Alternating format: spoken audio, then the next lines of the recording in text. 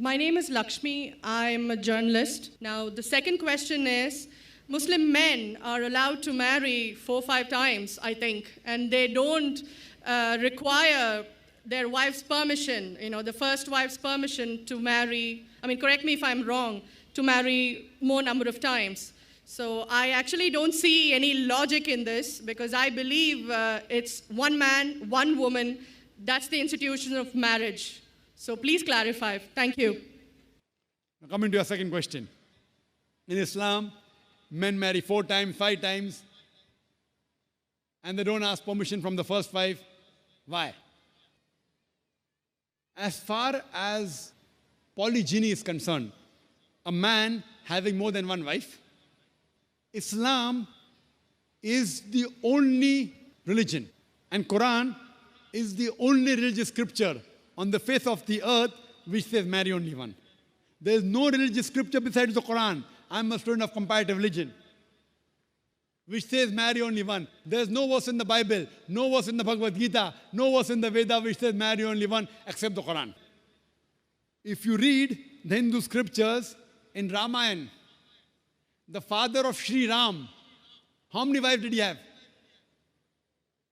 How many wives? More than one? More than one, 3 wives. Fine. Shri Krishna, according to Mahabharata, how many wives he had? Unlimited. Not unlimited. You don't know your scripture well. No. Did he have 4 wives? No. I have no idea. Not 4, not 100, not 1,000, 16,108 wives. How many wives he had? 16,108. So why can't we Muslims have 4? What's the problem? When Shri Krishna can have 16,108 wives, why can't we have 4? Further, if you read the Vishnu Purana, chapter number 24, verse number 1, it says a Brahmin can have up to 4 wives. If you read the Jewish scriptures, it gives you permission to have as many wives as you wish. If you read the Christian Bible, it gives you permission to have as many wives as you wish. If you read the Bible, Abraham had 3 wives. Solomon, how many wives he had? He had 700 wives. It is later on, the church has put a ban that Christians should marry only one, not the Bible. It is the Jewish community married more than one wife. It was in 1950 that chief rabbi passed a synod that Jews should marry only one. So it is the rabbi, not the Jewish scriptures. And according to Hindu scriptures, you can marry as many as you wish. It is the Indian government in 1954 passed a law called the Hindu Special Marriage Act. Hindu Special Marriage Act, which says Hindus should marry only one. It is not the religious scripture. It is not Bhagavad Gita. It is not Ramayana. It is not Mahabharata. It is not Veda. It is the Indian Penal Code. The Indian government, which has passed a law in 1954 that Hindus should marry only one. But according to the statistics of the status of the women in Islam, if you read the government documents on page number 66, 67, it says that Muslims do polygamous marriages. You know what is the percentage in India? 4.3%.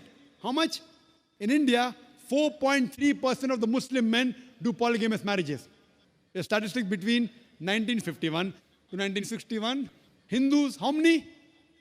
5.06. 0.7% more than the Muslims in India. According to the Indian government, even though it is prohibited according to the Indian law, yet they do more polygamous marriages than the Muslims. Why? Now, let's analyze what does the Quran say. Quran says in Surah Nisa, chapter 4, verse number 3, marry women of your choice in 2s, 3s or 4s. But if you can't do justice, marry only one.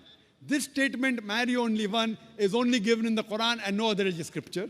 It says, marry women of your choice in 2s, 3s or 4s. But if you can't do justice, marry only one. So if you want to marry more than one woman, one of the criteria of the Quran is you should do justice. If you can't do justice, you should marry only one. Now, what are the reasons, logical reasons a person can think that why has Islam permitted certain men to have more than one wife. Many non-Muslims think it is fard. It is compulsory for a Muslim man to have more than one woman, to have more than one wife. It's not compulsory, it's optional. It's not fard. It's not compulsory. How many Muslim men do you know who have more than one wife? How many do you know, sister? How many do you know? A few. How many? A few again. Few means 1, 2, 3. How many? Yeah, at least about 3. About 3. Have you heard of Dharminder? Yeah. How many wives he has? 2. Muslim or non-Muslim? Non-Muslim. Non-Muslim. Your previous chief minister, what's the name? Jayalalitha. Yes. Hindu or Muslim? Hindu or Muslim? Hindu. Hindu, fine. Now these are famous personalities. Fine. How many famous personalities you know in India who have got more than one wife? The 3 you know may be locality, fine? Yeah. Local, maybe friend in your neighborhood, maybe your colleague. In India, there are more non-Muslims having more than one wife than the Muslims. Now let us understand what are the logical reasons. Come back to logic now. Now, by nature, if you ask any medical doctor, he will tell you, male and female are born in equal proportion. Girls and boys are born in equal proportion. But any medical doctor, any pediatrician, any children doctor will tell you that the female sex, the female child is stronger than the male child. That's the reason there are more deaths in the male children as compared to female children. So in children's age itself, the female children are much more than the male children. As life goes on, there are people dying due to accidents, due to alcoholism, due to war.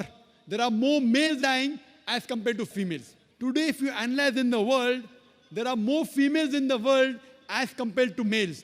There are few third world countries like India where the male population is more than the female population. And do you know why?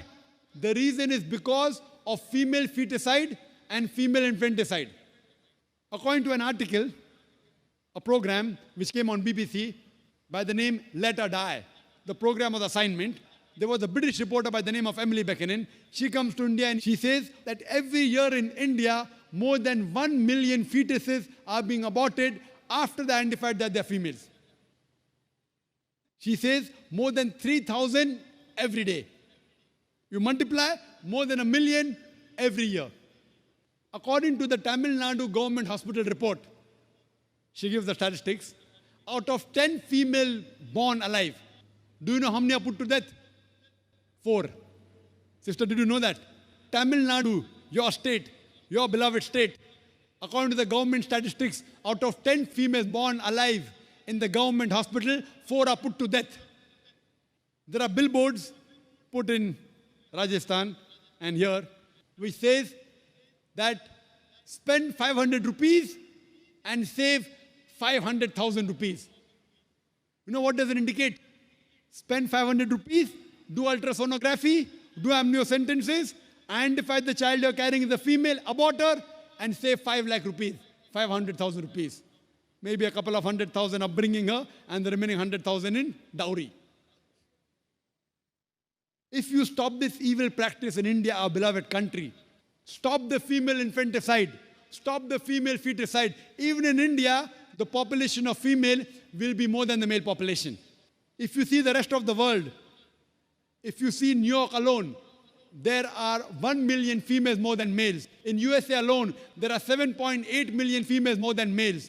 In UK alone, there are 4 million females more than males. In Germany alone, there are 5 million females more than males. In Russia alone, there are 9 million females more than males. And God alone knows how many millions of females are more than males throughout the world. Suppose I agree with your philosophy, sister, you said, 1 man, 1 woman. If I agree with you, sister, with your philosophy, 1 man, 1 woman. And suppose my sister happens to be in America, or your sister happens to live in America. And suppose the market is saturated. 1 man, 1 woman, saturated. Yet there will be 7.8 million females who will not find life partners. 1 man, 1 woman.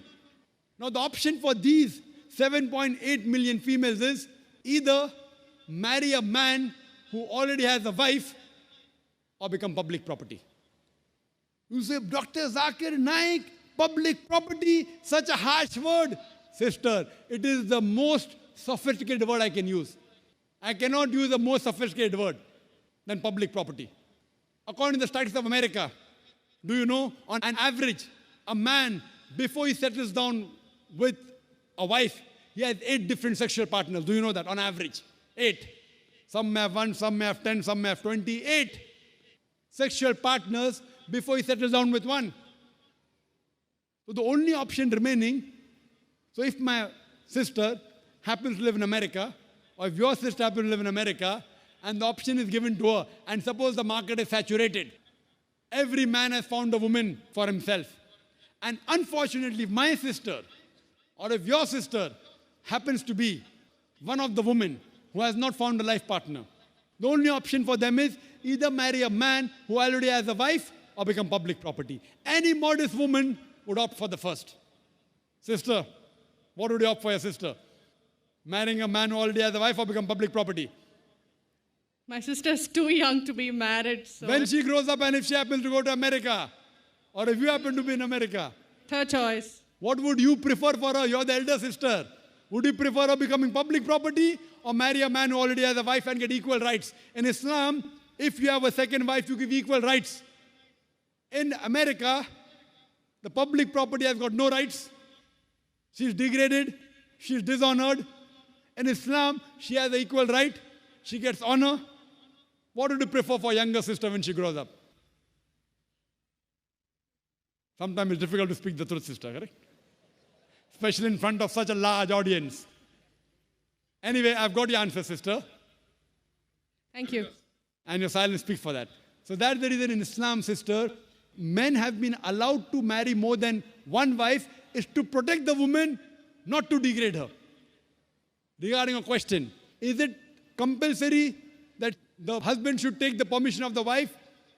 It's not compulsory because if she wants to protect, if that man wants to protect another woman, a normal woman, I agree with you, sister, no woman under normal circumstances would like to share the husband.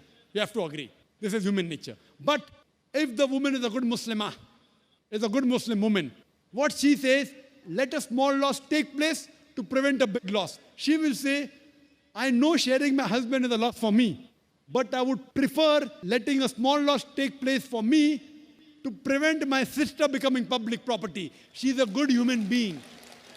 So she would surely give permission to the husband to marry a second woman, if she's a good Muslim woman. But taking permission is not fard, it is preferable. But at least informing is a requirement so that he does justice between the two wives. Hope that answers the question, sister. Thank you.